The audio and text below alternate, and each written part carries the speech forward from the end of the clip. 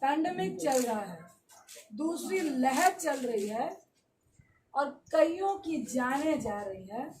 सब लोग भयभीत है और उस भय में हम और आप एक दूसरे का सपोर्ट बन रहे हैं।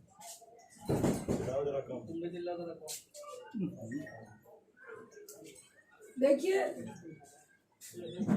मुझे अच्छा नहीं लग रहा कि मैं नीतीश बाबू को कुछ ऐसे सवाल करूं, रूडी साहब से कुछ ऐसे सवाल करूं, भाजपा से कुछ ऐसे सवाल करूं इस वक्त जो मेरे चरित्र में नहीं है।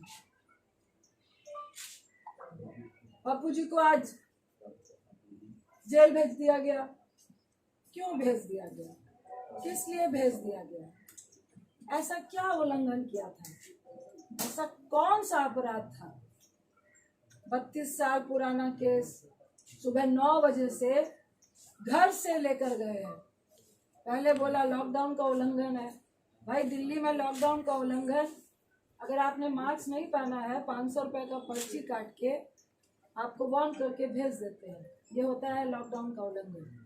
अगर आप ब्रैकेटिंग के पास है, जाना चाह रहे हैं, आपके पास कोई सर्टिफिकेट या आप किस लिए जा रहे हैं नहीं है, तो आपको 1000 रुपये 2000 रुपये का चालान है। लॉकडाउन का उल्लंघन वही होता है।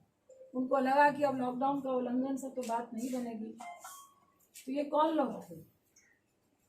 किनके इशारे पे हुआ? नीतीश बाबू, अगर आप इतने कमजोर और असहाय महसूस कर रहे थे तो भैया हम लोग को भी फोन करके बता देते कि भाई मैं मजबूर हूँ, बहुत कम विधायक आए हैं और भाजपा का सिर्फ बिहार में नहीं पूरे देश में गुंडा राज चल रहा है। जो वो चाहते हैं वो ही करते हैं। सत्ता में अगर आप हैं तो वो चोर नहीं है, अगर आप सत्ता में नहीं है तो आप चोर हैं। कि ना चोर को पकड़ूंगा ना चोरी को पकड़ने दूंगा, ना मैं खुद काम करूंगा ना किसी को काम करने दूंगा। देखिए मुख्यमंत्री साहब, ये किसी पर छींटाकशी का वक्त नहीं है और मुझे आपसे कोई निजी दुश्मनी नहीं है। मैं तो आपसे ये पूछना चाहती हूँ कि आपको आखिर हो क्या गया है? इतने अपंग क्यों हो चुके हैं? दबाव में आप वो सब कुछ कर रहे हैं जो बिहार को गवारा नहीं है। क्या बालिका गृह कांड है? क्या आपकी बहुत सारी फाइलें हैं? क्या आपके केस है? नीतीश बाबू, मेरा मन नहीं है लेकिन बताइए, 91 में आप पे हत्या का केस हुआ, 2011 में आपने उसको रफा दफा किया। और हम भी चाहते हैं, हम भी समझते हैं कि राजनीति में केसेस होते हैं, कानून अपनी कार्रवाई करता है। जी, 32 साल पुराना केस आपको इस महामारी के वक्त याद आया, क्यों? सबसे पहले मैं आपके माध्यम से उनसे पूछती हूँ कि आपका राजनीतिक इतिहास क्या है? आप राजनीति में कैसे आए? क्या संघर्ष किया? मैं पूरी बात रूडी जी नहीं बताऊंगी। आप पायलट थे, आप कैसे क्या किए, किनको नौकरियां दिलाइया, किसके आशीर्वाद से आप राजनीति में आए, कैसे मंत्री बने, और आपके घर में उत्तराखंड में फार्म हाउस से लेकर, बिहार से लेकर, दिल्ली से लेकर कहां कहां पे जितने भी स्टाफ हैं, रूडी साहब आप ही बता दीजिए, सैलरी कहां से उठाते हैं? जो कॉन्स्टिट्यूशन क्लब में आपको इंचार्ज बनाया गया, वहां पे कितना घोटाला हुआ वो आप ही बताएंगे। वहां कितने स्टाफ हैं और कितने काम कर रहे हैं और कितने आपके यहाँ पे काम कर रहे हैं वो भी आप ही बताएंगे। आप स्किल इंडिया के मिनिस्टर थे, मोदी साहब ने आपको क्यों हटाया वो भी आप ही बताएंगे। एम्बुलेंस के ड्राइवर को स्किल इंडिया के तहत आपको ट्रेनिंग देनी थी, क्यों नहीं दी वो भी आप ही बताएंगे। मेरा तो सवाल इतना है, जिनके घर पत्थर शीशे के हों और वैसे लोगों को पत्थर मत मारिए जो सड़क पे पहले से खड़ा है। इतना आसान नहीं होता है। ये कोई ड्रामा या नाटक नहीं चल रहा है कि हम पिक्चर खिंचाने के लिए लाशों के ढेर पे जा रहे हैं, फोटो खिंचाने के लिए शमशान घाट में जा रहे हैं, फोटो खिंचाने के लिए अस्पताल घूमने का काम कर रहे हैं। ये मजाक नहीं है।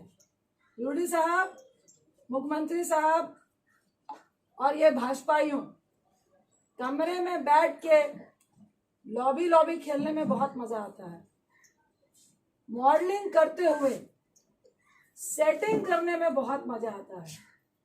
और रूडी साहब की राजनीति हैसियत राजनीतिक व्यक्ति से ज्यादा सेटिंग और लॉबी करने वाली है।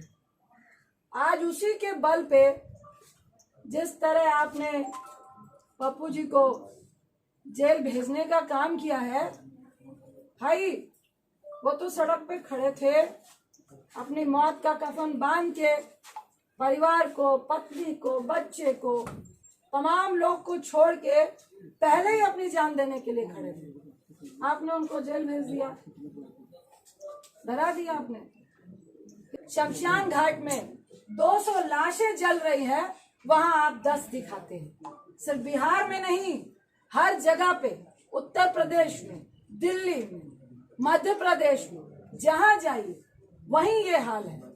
देखिए, सत्ताधारियों को उतना ही डराना चाहिए जितने में लोग डरे। सबसे बड़ी अगर कोई महामारी है वो है लालची सत्ताधारी, जो इस बड़ी महामारी से भी बड़ी महामारी है।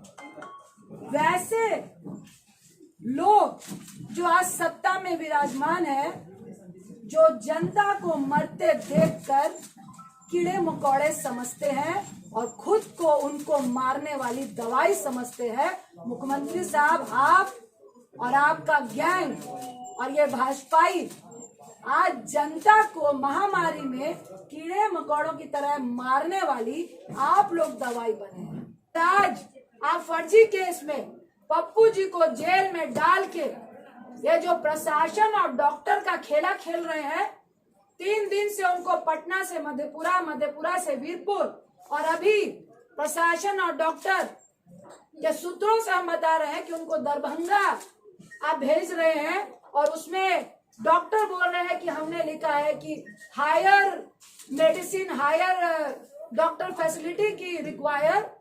अब प्रशासन जाने की उनको कहाँ भेजना है। प्रशासन कह रहा है कि डॉक्टर जाने की उनको कहाँ भेजना है। अरे आपका तो एक भी हॉस्पिटल में ऑक्सीजन सिलेंडर नहीं है। आप पप्पू जी का सीवियर इन्फेक्शन है, सुन लीजिए, शुगर के पेशेंट हैं और 1.25 महीने पहले उनका गॉल ब्लैडर का ऑपरेशन हुआ है, उनके लीवर में 30% प्रॉब्लम है। और अभी मैं आते वक्त भी जो डॉक्टर ने ऑपरेट किया उनसे बात करके आई हूँ कि हैवी रिस्क है कि उनको दोबारा इस हालात में इन्फेक्शन के चांसेस हैं, क्योंकि बहुत नया ऑपरेशन है। उसके साथ ही उनको सीवियर इन्फेक्शन थे, जिसकी सारी रिपोर्ट आपको दी गई है। मैं फिर आपको आगाह करूंगी कि ये खेला बंद कर दीजिए, ये राजनीति बंद कर दीजिए, उनको रिहा कीजिए। और आपके जेल के अंदर वो पॉजिटिव होके आएंगे तो ना मैं माफ करूंगी, ना आपको जनता माफ करेगी। और सिर्फ माफी से काम नहीं चलेगा।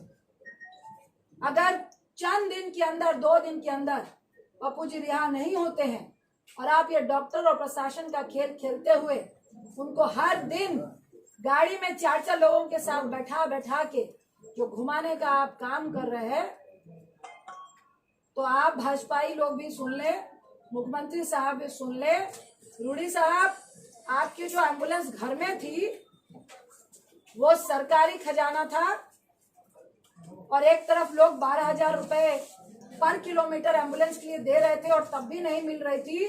मैं अनशन में बैठूंगी जब तक आपको जेल के अंदर नहीं कर दिया जाएगा। ये खेला खेलना बंद कर दीजिए। अगर आप बिहार की जनता को खतरे में डालेंगे, अगर हमारे बच्चों को आप खतरे में डालेंगे, तो आपका परिवार भी मुख्यमंत्री आवास में नहीं बैठ पाएगा। आपका बेटे की मैं रिस्पेक्ट करती हूँ, भूल हो गई, आपका पूरा परिवार नहीं है, लेकिन मैं टिप्पणी नहीं करूंगी। भाजपाइयों का परिवार है, जो मॉडलिंग करते हैं उनका परिवार है, और मुझे सबके परिवार के लिए दया है और सबके परिवार की फिक्र है। इसीलिए हम लोग चुपचाप बैठे थे, इसीलिए आज मेरा बेटा यहाँ नहीं आया, क्योंकि मैंने अपना रिस्क लिया, उसका नहीं लिया। बेटा रुक जाओ, पैंडेमिक चल रहा है और ये बहुत गुंडाई राज वाले लोग हैं, किसी की परवाह नहीं है। जब जनता को ये कीड़े मकोड़े समझते हैं तो हम लोग की क्या औकात है। लेकिन औकात उसी की होती है जो गोल्फ लिंक में बैठकर गोल्फ खेल रहा होता है और पेस्ट्री होता है, जो सड़क पे होता है, उसको औकात दिखाने की कोशिश नहीं कीजिएगा। मैं इतना ही कह के मुख्यमंत्री साहब अब ये राजनीति बंद कर दीजिए। उनको इस फर्जी केस से वीडियो वायरल हो रहे हैं, वो सब दिख चुका है कि वो फर्जी केस है, उनको रिहा कीजिए और हम लोग सब मिलकर इस महामारी से लड़िए। क्योंकि एक तरफ आप इतनी घटिया राजनीति कर रहे हैं और दूसरी तरफ तीसरी लहर की बात इस देश में हो रही है, उसकी चिंता कीजिए। अपनी राजनीतिक रोटियां सेकने की चिंता मत कीजिए। अगर आपको डर लग रहा है उनके कद से, तो चुनाव अभी बहुत दूर है, तब तक जनता भूल जाती है। ये आपको हम लोगों से ज्यादा मालूम है, इसलिए महामारी की फिक्र कीजिए, राजनीति की फिक्र मत कीजिए।